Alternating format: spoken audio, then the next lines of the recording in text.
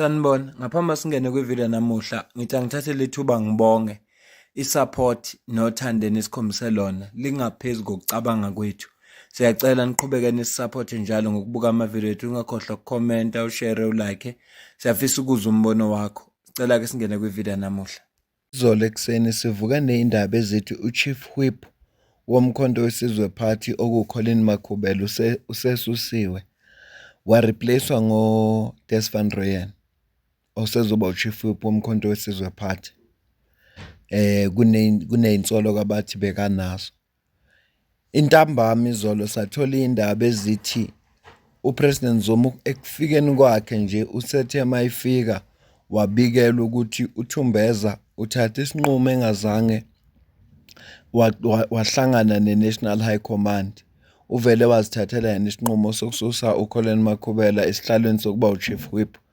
Ngaleso sizathu uyasuspendwa kuThumbeza. Ngifisa sikhulume ngalolu daba manje, kodwa lolu daba udaba okudala lokulikhulunywa khona elinye fighter likhona lapha ku TikTok ebelokhu likhuluma le ndaba. Akho ngenze iphutha ngiqanda ukuthi ku-X eyaziwa ngeTwitter, hayi TikTok, ku-X eyaziwa ngeTwitter ngenze iphutha ebelokhu likhuluma lo daba. Ngicela ubone la. Inkulumo yabhala ngomhla ka-8 August 2025 yayithi, "We will be there. They called us fake news when we first reported on Floyd's departure 6 months in advance. I can tell you for free, Dr. John Hlophe is gone. Boy, worldwide. You can't threaten Zuma and live to tell the tale. We are very patient comrades." Ifighter leli labhala lenkulumo ngomhla ka-8 ku-August 2025. Wathi ngomhla ka-23 October waphinde wabhala kanje, "Breaking news, Dr. John Hlophe faka amehla amabili wayesebhala yo. Ngomhla ka-23 October mayibika ngalolu daba ukuthi kukhona okuzayo ngo-Dr. John Hlophe. Kodwa ke asazi noma yikho lokhu na. Kodwa wayesesitshelile Apostle Bando, angazi Apostle Dr. bani lapha ku-X yaziwa ngeTwitter, kodwa le text le message wayibhala ngomhla ka-23 October. Awo futhi umhla ka-23 wabhala ipost esibili wathi, "Breaking news. MK party on the edge. First deputy president threatened to quit over Zuma's move. The deputy president of the MK party had threatened to resign if President Jacob Zuma proceeded to appoint Tony Yengeni as second deputy president. Sabela Dr. John Hlophe, we stand with you during these difficult, trying times." Sezwela ngomhla ka-23 October sizwa ngaleli fighter ukuthi lempi ekhona kahle ingodaba luka Tony Yengeni. Siyazi ukuthi uJacob Zuma ubeke uTony Yengeni as the second deputy president ngoba wathi uDr. John Hlophe ulapha eParliament, uyi-caucus leader lapha eParliament, sofuneka afocus kulokho. Then uTony Yengeni uzobe ebheka okunye noba uzobe engekho ey'ndabeni zaseParliament. Uthe osukwini la izolo uma kuvela istatement ebese sazisa ukuthi uColleen Makhubela akaseyena uChief Whip womkhonto wesizwe party. Usey-member of Parliament, usesey-member futhi MK party, kodwa akaseyena uChief Whip womkhonto wesizwe party.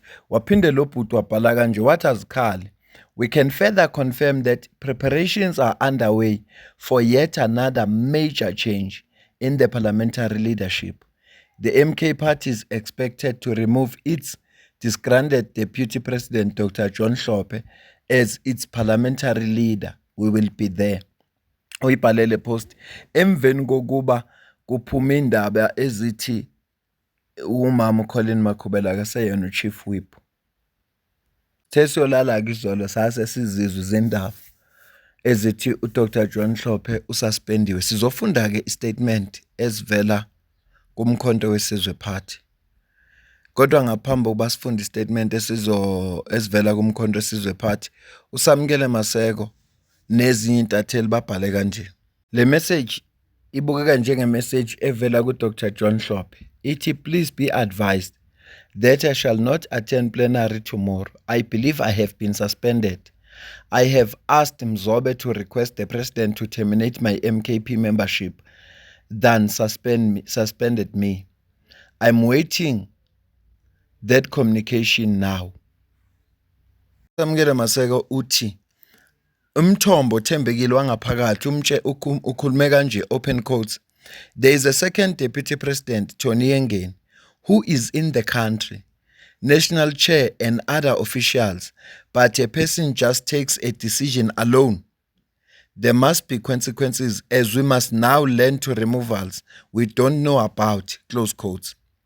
Waisebhala, poor Des van Rooyen, history repeats itself.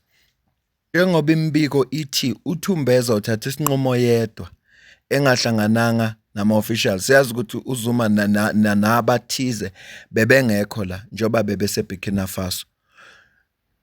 Yengakho lo owumthombo wangaphakathi ethi futhi uyambona ukuthi besethimbeni leli labantu abebehambe no-president womkhonto wesizwe party, uma ethi ukhona mosuthoni Yengeni, bakhona nabanye, kodwa manje sefuneka sifikele indabeni zabantu abasusiwe nabangasusiwe. Uyambona lo muntu okhulumayo ukuleli thimba leli ebelihambe no former president ukuye eBurkina Faso. Asifundeke istatement esivela kumkhonto wesizwe party sizwe ukuthi bona bathini. Kodwa nje bengizama ukwendlalela lenkulumo ukuthi lezi inkulumo bezilokhu zikhona kodwa ke ngeke phela yonke into izwayo nengama rumors uvela uyibike nje ungazi kwenzakalani. Ngeke uzuvela ubike nje into engama rumors, ngeke ngempela. Yingakho manje uma ngibone le statement nase ngikhumbula yonke lento ngiyiqoqa lento ngikulethele yona. Asifunde statement ke esivela kumkhonto wesizwe party. The statement isiphuma kwi-Office of the President basikhiphe ngomhla ka-5 kuNovember 2025. Isihloko sithi the umkhonto wesizwe party announces the precautionary suspension of Deputy President and Parliamentary Leader Dr. John Hlophe. Sifundeka kanje.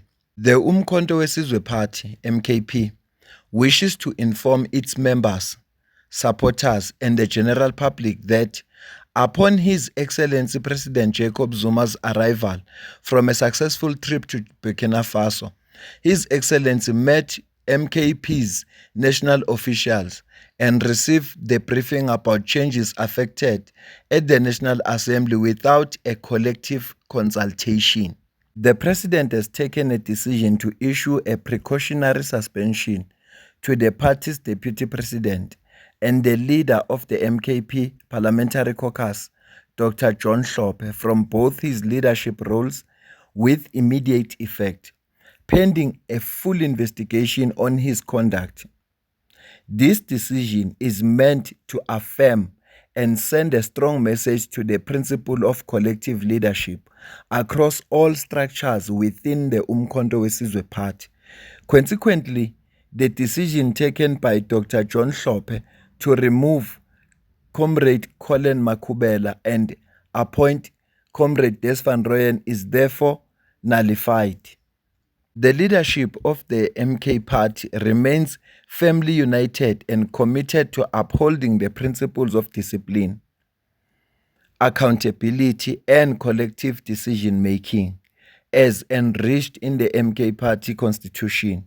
This decision should be viewed as demonstration of the party's unwavering commitment to internal party discipline and collective leadership. The MK party wishes to assure all its members, supporters and broader South African public that the organization remains stable, focused and steadfast in pursuing its mission to bring about genuine transformation and justice for the people of South Africa. For inquiries, bangathinta uMagasela Mzobe, head of presidents. Yona mniningwane khona le. Letha iyagcizelela ukuthi iphutha likaThumbeza ukuthi athathe isinqumo yedwa engahlangananga namanye ne-leadership ebikhona. Ngoba ukungabibikho kuka President uZuma President womkhonto wesizwe party bekakhona uTony Yengeni Deputy President namanye ama-officials e-National High Command, okusho ukuthi uDr John Hlophe uma noma kuthiwa kukhona into ayibonile engahambi kahle ngoColin Makhubela, bekufanele yena abize le leadership babonisane, bathathe isinqumo ngokuvumelana. Iveza lokho le letha, ayilokho abaqinisekisayo futhi baze bathi senzo sikaMsholozi sokuthi asuspende uThumbeza siveza ngokusobala ukuthi MK Party ikholelwa kwi-collective leadership decision making, hayi ukuthi isinqumo sithathwe umuntu oyedwa. Bathi nje iveza lokho. Sizozwa ukuhamba kwesikhathi ukuthi kwenzakalani. Nazi ezinye impukane ezihlaza zisazisa ukuthi uDr John Hlophe uzicelela yena ukuthi cha ucela upresident aterminate membership yakhe. Okusengenzeka ukuthi inkulumo ithi hayi kuthema kwenziwa ama-investigation kutholakala ukuthi wenza iphutha elikhulu, i-membership yakhe yaterminatwa kanti nguye ozicelele lokho. Asazi-ke kodwa so lulandela udaba lwakhona noma livela siza ukuthi kuthiwani. Asiyibambe-ke la, asiyibambe. Into engikhathazayo ukuthi kukhona inkulumo ezithi uDr John Hlophe akahambisananga nesinqumo sika former president weCountry, upresident womkhonto wesizwe party ukuthi appointe ubaba uTony Yengeni as a second deputy president. Yabona-ke impukane ezihlaza zisho njalo zithi kunesinqumo esinjalo. Mhlambe bese bebheka ukuthi nje akenze noma iphutha elincane. Uma lento esho zimpukane ezihlaza iliqiniso, shuthi bese ecushiwe ukuthi nje wenza iphutha nje asiphe kwakhe. Kodwa lokho ngikusho uma okushiwo zimpukane ezihlaza kuyiqiniso. Asiyibambeke le video la. Ngicela ukuza ukuphawula kwakho la comment section ngezwe ukuthi wena ubona kanjani lonke lolu daba esixoxayo. Ngale kwalokho mina nawe sidibane kwi-video elandelayo. Ngiyabonga kakhulu.